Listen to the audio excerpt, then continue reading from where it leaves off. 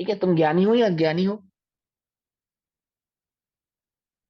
कि तुम तो बुद्धि के बल पे भी उसको अपना अपने से भिन्न नहीं जानते। अनुभव की तो बात छोड़ो, अनुभव की तो बात छोड़ो, बुद्धि के बल पे भी तुम उसको अभी तो अपने से भिन्न अज्ञानी ही हूँ। जानने को नहीं जानते। एक बात, उसको भिन्न जानने का प्रयास भी नहीं करते,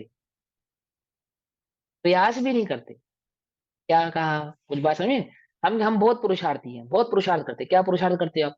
कि हम 4 घंटा 5 घंटा स्वाध्याय करते हैं, मैं आत्मा हूं, ये जानने का अभ्यास करते हैं। बोले पुरुषार्थ समझो किसे कहते हैं?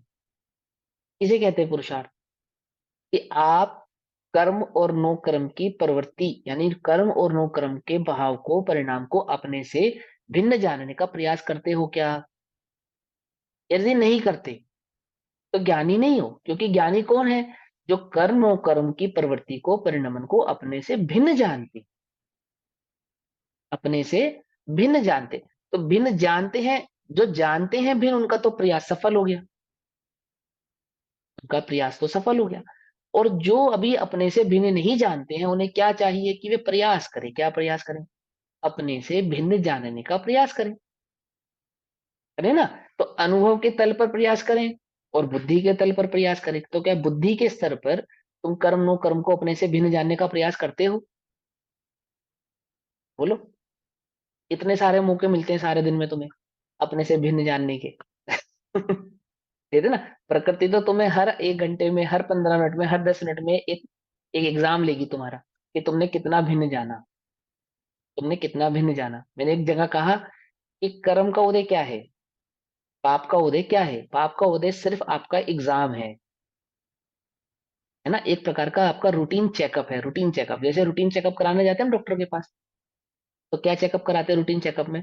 वो फुल बॉडी स्कैन करता है वो आपका, कि किसी प्रकार का कोई रोग तो आपके शरीर में जन्म नहीं ले रहा। ऐसा है ना, रूटीन चेकअप करता है वो।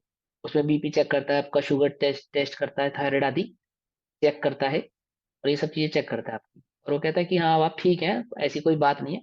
उम्र के अनुसार जो खून में थोड़ा गाढ़ा पतलापन होना चाहिए, अथवा डेफिशिएंसी जो किसी की होनी चाहिए वो है, अदरवाइज आप स्वस्थ हैं। इसी प्रकार से कर्म का उदय आया, उसने आपका चेकअप किया। क्या चेकअप किया?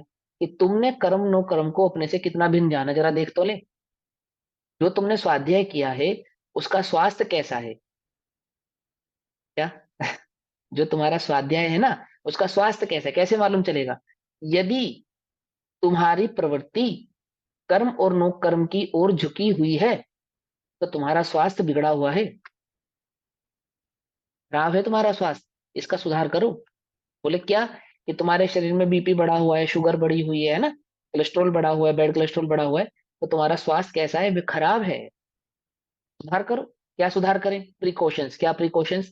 कि बीपी बढ़ाने वाले पदार्थों का सेवन नहीं किया जाए, बैड कोलेस्ट्रॉल आदि बढ़ाने वाले, शुगर आदि बढ़ाने वाले पदार्थों का क्या नहीं किया जाए? सेवन नहीं किया जाए। और 2 टाइम कम से कम व्यायाम किया जाए, किया जाए। इसी प्रकार ज्ञान, जिसको ज्ञान प्रकट करना है वे क्या करे? कि प्रिकॉशंस ले। क्या प्रिकॉशंस ले? कि कर्म के उदय से अपने को भिन्न जानने का प्रिकॉशन ले, कर्म और नो कर्म की प्रवृत्ति में प्रवृत्त होने का प्रिकॉशन ले। क्या प्रिकॉशन ले? कि उसे अपने से भिन्न जानने का निरंतर जागरण रखे, कि ये मेरे नहीं है, ये मैं इस रूप नहीं हूं। और व्यायाम के नाम पे क्या करे? कि कम से कम 2 समय स्वाध्याय करे, ये व्यायाम है उसका। क्या समझे? नहीं समझे? इस व्यायाम को करे, यही इसका प्रिकॉशन है, यही इसकी औषधि है, यही इसका भोजन है। ठीक है ना? और इस भोजन और इस औषधि को निरंतर अपने ज्ञान में, उपयोग में घुमाए रमाए, तब जाके जीव निवृत्त निवृत्त भाव को समझता है, निवृत्त होता है। निवृत्त निवृत्त भाव इसकी ज्ञान में, ज्ञान का विषय बनते हैं। ठीक है ना? और डिटेल में जानना है आपको, तो सम्यक तन्मुख मिथ्या दृष्टि के स्वरूप को मोक्ष मार्ग प्रकाशक जी से पढ़ो। पढ़ो, आपको वहां पे वो भाव समझ में आएगा। कि सम्यक दर्शन प्रकट करने से पहले पूर्व की स्थिति में अज्ञानी जीव की क्या दशा होती है, क्या मनोदशा होती है, कैसा उसका जीवन होता है? कि जो है, जो उसने बार बार पढ़ा है, जो उसने बार बार पढ़ा है ना, उसको अच्छे से चिंतन करे। क्या चिंतन करे? कि जो मैंने पढ़ा है, जो मैंने समझा है, क्या सचमुच ऐसा ही है? क्या मैं पर से भिन्न हूँ? ये बात सत्य है? कर्म नो कर्म की प्रवृत्ति में प्रवृत्त होता हुआ मैं दुख को प्राप्त होता हूँ। क्या ये बात बात ऐसी ही है? ऐसा बार-बार चिंतन करें। और कैसे चिंतन करें? एकांत में चिंतन करें।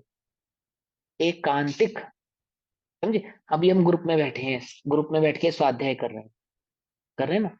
यहाँ तो हम ये चिंतन कर भी लेंगे और जवाब भी दे देंगे कि मैं आत्मा हूँ, मैं ज्ञान स्वभावी आत्मा हूँ, चैतन्य घन आत्मा हूँ। आप भी कह दोगे, मैं हम आपसे पूछेंगे और आप भी हमें कह दोगे। और ऐसा भी हो सकता है कि स्वाध्याय में बहुत उपयोग आपका लग जावे, तो स्वाध्याय से उठने के बाद 15, 20, 25 मिनट तक मैं आत्मा हूँ की आपको धुन भी लगी रहे। लेकिन उसके बाद क्या? जब आप कहीं व्यस्त हो, स्वाध्याय आदि क्रियाओं में, पूजन आदि क्रियाओं में, और उस समय मैं चैतन्य हूँ ऐसा चिंतन कर रहे हो, वह इतना कार्यकारी नहीं है। मूल कार्यकारी कब है? एकांतिक चिंतन। आप एकांत में क्या चिंतन करते हैं?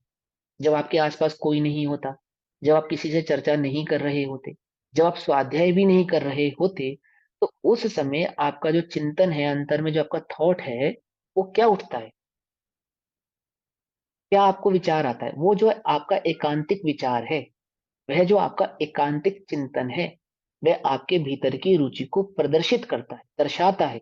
वह आपको समझाएगा कि अभी आप जहाँ जिस दिशा में जा रहे हो, वह कौन सी दिशा आपने पकड़ी हुई है।